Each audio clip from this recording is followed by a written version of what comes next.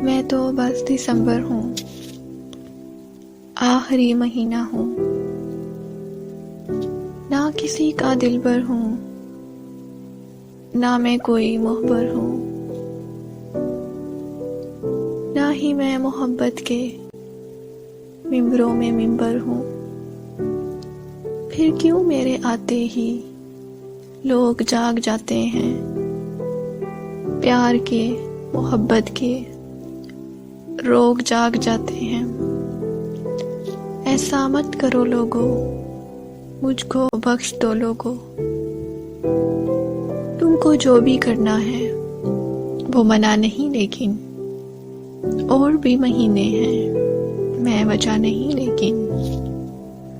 तुम तो मेरे पीछे ही पड़ गए हो बस लोगों। जनवरी ने आना है, फरवरी भी बाकी है, मार्च के महीने में ठंड भी अभी बाकी है। और गर्मियों में तुम क्यों दुबक से जाते हो? तुमको अगर मोहब्बत है सिर्फ फिर दिसंबर में क्यों बहक से जाते हो? मैं तो बस दिसंबर हूँ।